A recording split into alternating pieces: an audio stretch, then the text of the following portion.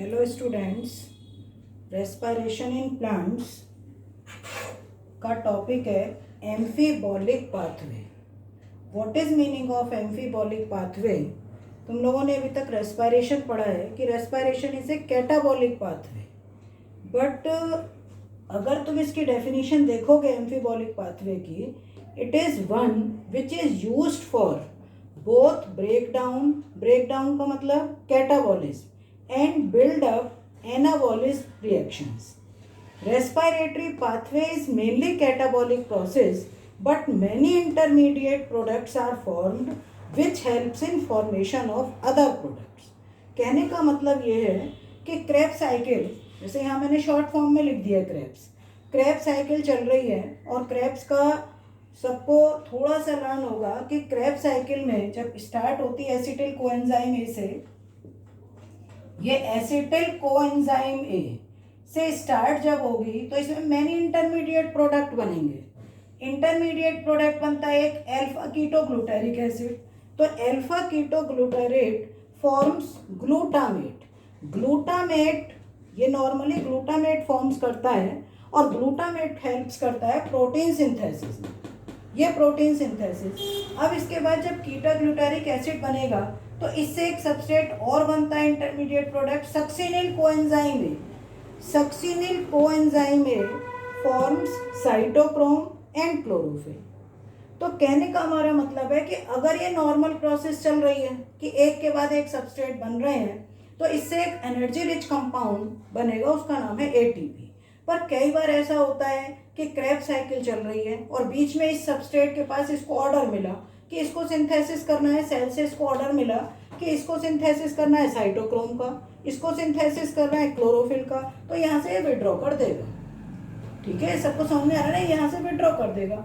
Same starting में acetyl coenzyme A है, pyruvic acid से एसिटिल कोएंजाइम ए बनता है, जिसका काम है fatty acid synthesis, alkaloid synthesis, carotenoid synthesis. ये सिंथेटिक फेज में है, बट नॉर्मल केस में क्या होता है, अब इसको एम्फीबॉलिक पाथवे को चार्ट के थ्रू समझो कि तीनों ही सबस्ट्रेट यहाँ पर कैटाबॉलिक पाथवे में हेल्प कर रहे हैं। Carbohydrate, protein and fat.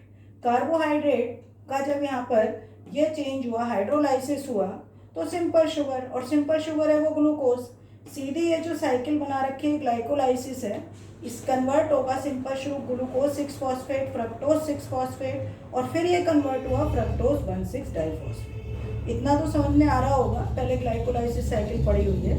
अब फ्रक्टोज 1,6 डाइफॉस्फेट ये ऑलरेडी पहले से ही 6 कार्बन कंपाउंड है, तो ये 3 कार्बन कंपाउंड के 2 मॉलिक्यूल्स में कन्वर्ट होता है, 3 फॉस्फोग्लिसरल्डिहाइड और 3 डाईहाइड्रोक्सी एसीटोन फॉस्फेट, जो कि दोनों एक दूसरे के आइसोमर हैं।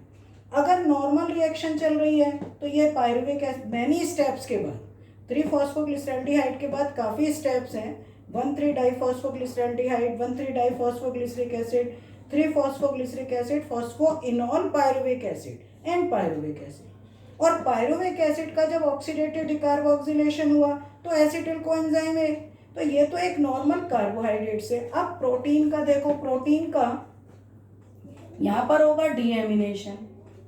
जब ये डीएमिनेशन हुआ तो इससे क्या बना, अमीनो एसिड्स, ये अमीनो एसिड्स फॉर्म करेंगे, और अमीनो एसिड्स भी ब्रेक डाउन होकर क्या बनाएंगे, पायरुविक एसिड। पायरुविक एसिड से फिर एसिटिल कोएंजाइम है। पर अगर बाई चांस पायरुविक एसिड को ये ऑर्डर मिला कि इसको फिर से अमीनो एसिड सिंथेसिस करना है, तो यहाँ से ये विड्रॉ कर देगा। सेम फैट के केस में, यहाँ फैट है, फैट का बीटा ऑक्सीडेशन हुआ, यहाँ पर होता है बीटा ऑक्सीडेशन। जब इसका बीटा ऑक्सीडेशन होगा तो इससे क्या बनेगा, fatty acid plus glycerol, fatty acid form करेंगे, फैटी एसिड का फिर से ऑक्सीडेशन होकर एसिटिल कोएंजाइम है, और ग्लिसरॉल से 3 dihydroxy acetone phosphate.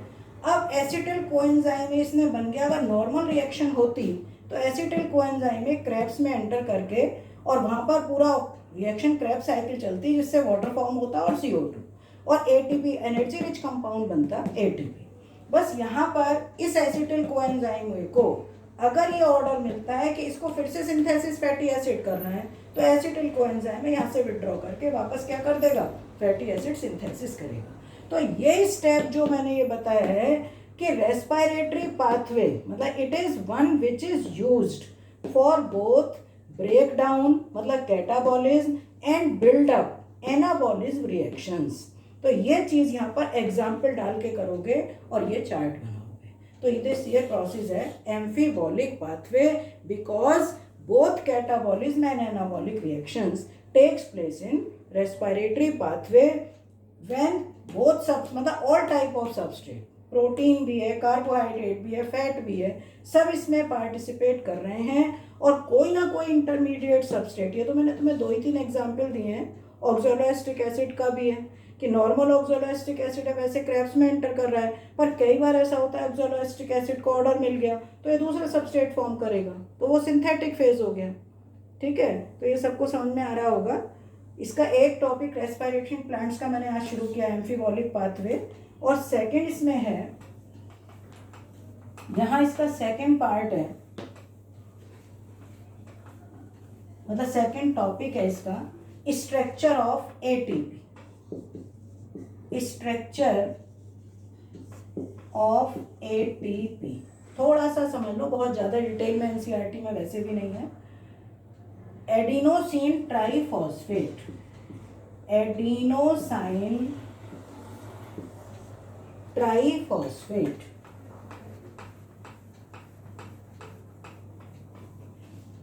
Adenosine triphosphate. Adenosine का जो मॉलिक्यूल है adenine plus ribose sugar, adenine plus ribose sugar, इन दोनों से मिलकर ये फॉर्म हुआ है एडिनोसिन। इस एडिनोसिन के मॉलिक्यूल से 3 फॉस्फेट के मॉलिक्यूल अटैच्ड हैं। ये फर्स्ट फॉस्फेट का जो मॉलिक्यूल होगा सिंपल बॉन्ड, और लास्ट 2 फॉस्फेट के मॉलिक्यूल ये अटैच्ड होंगे high energy bond. These are high energy bond और इट इज सिंपल बॉन्ड। जब 2 हाई एनर्जी बॉन्ड मतलब इनमें जो एनर्जी होती है वो 7.3 किलो कैलोरी एनर्जी, और इसमें तो बहुत कम एनर्जी है मतलब काफ़ी कम है, 3 to 4 ही है, इसके अंदर ज़्यादा एनर्जी नहीं है। और लास्ट का बॉन्ड जो है वो इजीली ब्रेकेबल है। तो नॉर्मल रिएक्शन जब तुम लिखते हो कि एटीपी वाटर से रिएक्शन जब ये करेगा तो क्या बनाएगा, एडिनोसिन डाइफॉस्फेट प्लस H3PO4 या फॉस्फेट का मॉलिक्यूल, वैसे तो वाटर है तो H3PO4 निकलेगा plus energy.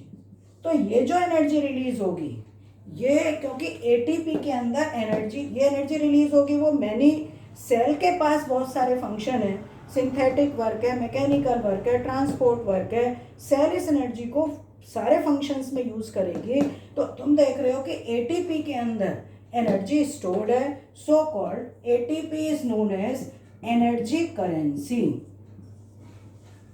Energy currency of the cell, इसको क्या बोलोगे, energy currency of the cell. एक साइंटिस्ट थे लोहोमैन, उन्होंने एटीपी के इस स्ट्रक्चर को डिस्कवर्ड किया था। तो नीट में कई बार एक बार क्वेश्चन पूछा हुआ है, ध्यान रखना लोहोमैन। ठीक है, तो अब इसमें जितनी भी साइकिल्स हैं पहली वीडियो में ये सब कंप्लीट हो गया है।